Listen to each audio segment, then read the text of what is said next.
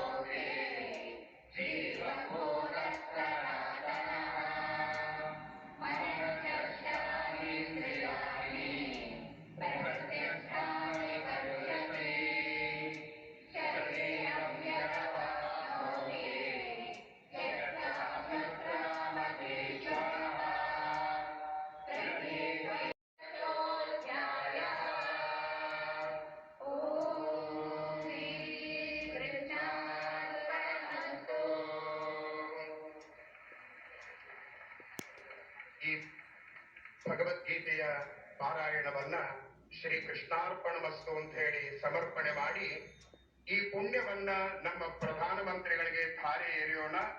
ಅನೇನ ಪುಣ್ಯೇನ ಸುಪುಣ್ಯವಾನ್ ಭವ ಎಂಬುವ ಒಂದು ಸಮರ್ಪಣೆಯನ್ನ ಮಾಡ್ತಾ ಪ್ರಧಾನವಾದ ಕಾರ್ಯಕ್ರಮ ನಮ್ಮ ನಿಮ್ಮೆಲ್ಲರ ಪ್ರೀತಿಯ ಪ್ರಧಾನಮಂತ್ರಿಗಳಿಂದ ಶುಭಾಶಂಸನೆ. हमारे शक्ति कृष्ण के शक्ति आवेश अवतार आदरणीय प्रधानमंत्री जी अपनी ओज प्रोत वाणी से हम सभी को ज्ञान दें।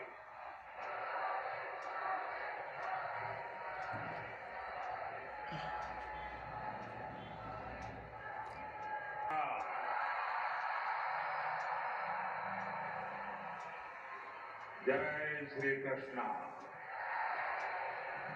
जय श्री कृष्ण, जय श्री कृष्ण। मैं अपनी बात बताना शुरू कर उसके पहले यहाँ कुछ बच्चे चित्र बना के ले आए हैं। जरा एसपीजी के लोग और लोकल पुलिस के लोग मदद करें, उसको कलेक्ट कर लें। अगर आपने उसके पीछे अपना एड्रेस लिखा होगा तो मैं जरूर आपको धन्यवाद पत्र भेजूंगा। जिसके पास कुछ न कुछ है दे दीजिए, वो कलेक्ट कर लेंगे और आप फिर शांति से बैठ जाइए।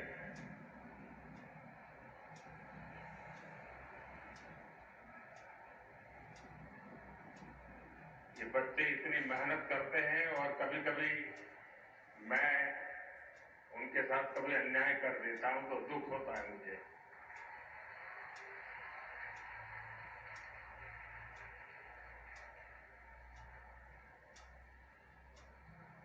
जय श्री कृष्ण। भगवान श्री कृष्ण के दिव्य दर्शनों की संतुष्टि, श्रीमद् भगवद गीता के मंत्रों की ये आध्यात्मिक अनुभूति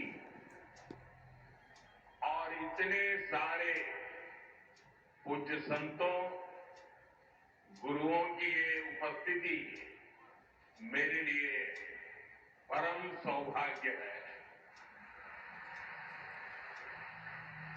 मेरे लिए ये असंख्य पुण्यों को प्राप्त करने जैसा है। और जो मुझे सम्मान दिया गया, मेरे लिए जो भाव प्रकट किए गए, शायद मुझे इतने आशीर्वाद मिले कि मेरे लिए जो कहा जाता है मैं उससे योग्य बनूं और ज्यादा काम करूं और मुझसे जो अपेक्षाएं हैं उसे मैं पूर्ण करूं। भाइयों बहनों, अभी 3 दिन पहले ही मैं गीता की गुरु धरती कुरुक्षेत्र में था। अब आज भगवान श्री कृष्ण के आशीर्वाद और जगतगुरु श्री मध्वाचार्य जी के यश की इस भूमि पर आना मेरे लिए परम संतोष का अवसर है। आज के इस अवसर पर जब 1 लाख लोगों ने एक साथ भगवत गीता के श्लोक पढ़े तो पूरे विश्व के लोगों ने भारत की सहस्त्र वर्षों की दिव्यता का साक्षात दर्शन भी किया है।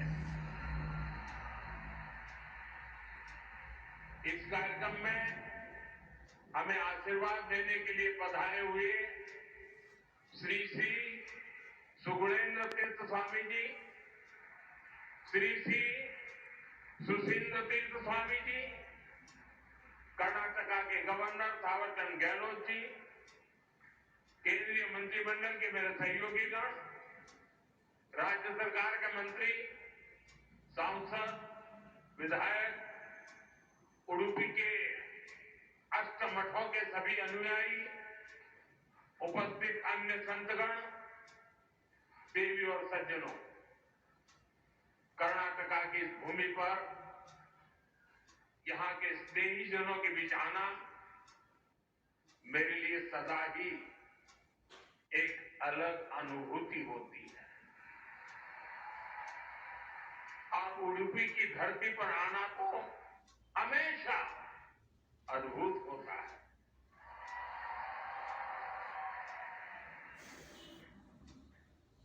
मेरा जन्म गुजरात में हुआ और गुजरात और उडुपी के बीच एक गहरा और विशेष संबंध रहा है। मान्यता है कि यहां स्थापित भगवान श्री कृष्ण के विग्रह की पूजा पहले द्वारका में माता रुक्मिणी करती थी। बाद में जगत गुरु श्री मध्वाचार्य जी ने इस प्रतिमा को यहां प्रस्थापित किया। और आप तो जानते हैं, अभी पिछले ही वर्ष मैं समुद्र के भीतर श्री द्वारका जी का दर्शन करने गया था। वहां से भी आशीर्वाद ले आया। आप खुद समझ सकते हैं कि मुझे इस प्रतिमा के दर्शन करके क्या अनुभूति हुई होगी। इस दर्शन ने मुझे एक आत्मीय आध्यात्मिक आनंद दिया है। साथियों, उडुपी आना मेरे लिए एक और वजह से विशेष होता है। उडुपी जनसंघ और भारतीय जनता पार्टी के सुशासन की मॉडल की कर्मभूमि रही है। 1968 में उडुपी के लोगों ने जनसंघ के हमारे वीएस आचार्य जी को यहां की नगरपालिका परिषद में विजयी बनाया था। और इसके साथ ही उडुपी ने एक नए गवर्नेंस मॉडल की नींव भी रखी थी।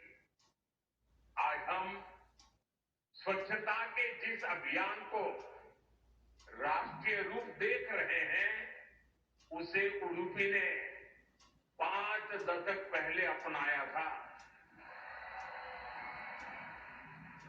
जल आपूर्ति और ड्रेनेज सिस्टम का एक नया मॉडल देना हो, उडुपी ने ही 70 के दशक में इन कार्यक्रमों की शुरुआत की थी। आज ये अभियान देश के राष्ट्रीय विकास का राष्ट्रीय प्राथमिकता का हिस्सा बनकर हमारा मार्गदर्शन कर रहा है। साथियों, रामचरितमानस में लिखा है, कलिजुग केवल हरि गुण गाहा, गावत नर पावही भवथाहा। अर्थात कलयुग में केवल भगवत नाम और लीला का कीर्तन ही परम साधन है। उसके गायन कीर्तन से भव सागर से मुक्ति हो जाती है।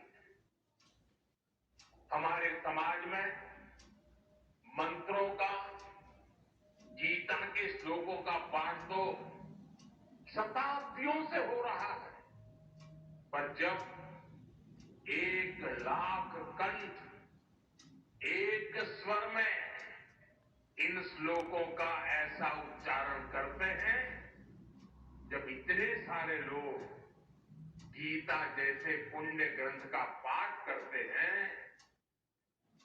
जब ऐसे दैवीय शब्द एक स्थान पर एक साथ गूंजते हैं, तो एक ऐसी ऊर्जा निकलती है जो हमारे मन को, हमारे मस्तिष्क को एक नया स्पंदन, एक नई शक्ति देती है।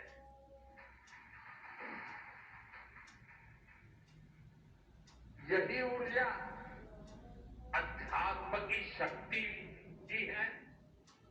यही ऊर्जा सामाजिक एकता की शक्ति है।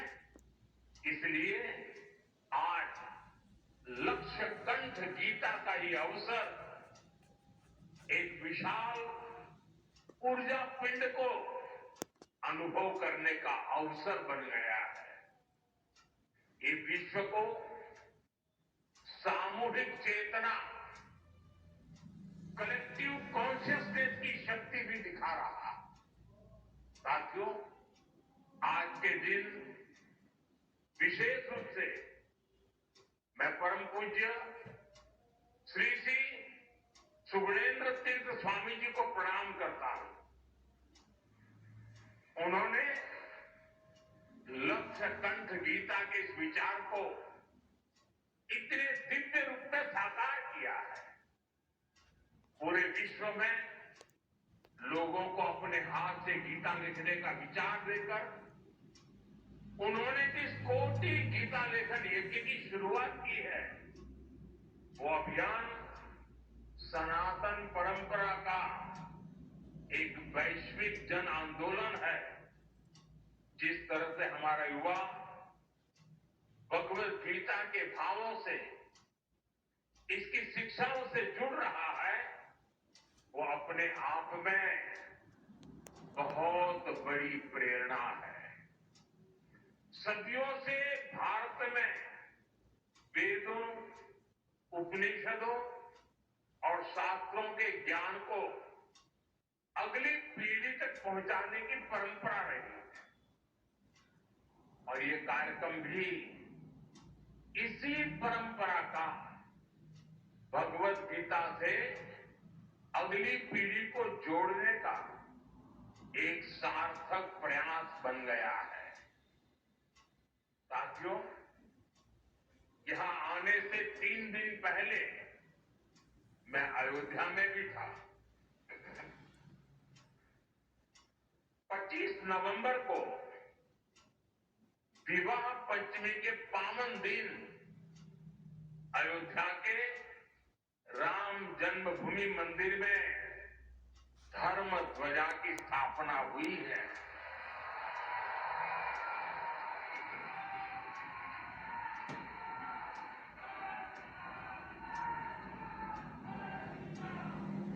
बिहार से उडुपी तक असंख्य राम भक्त इस दिन परम पूज्य स्वर्गीय विश्वेश तीर्थ स्वामी जी ने दशकों पहले राम मंदिर के पूरे आंदोलन को जो दिशा दी, ध्वजारोहण समारोह उसी योगदान की सिद्धि का पर्व बना है। उडुपी के लिए राम मंदिर का निर्माण एक और कारण से विशेष है। नए मंदिर में जगत गुरु मध्वाचार्य जी के नाम पर एक विशाल द्वार भी बनाया गया है। भगवान राम के अनन्य भक्त जगत गुरु मध्वाचार्य जी ने लिखा था,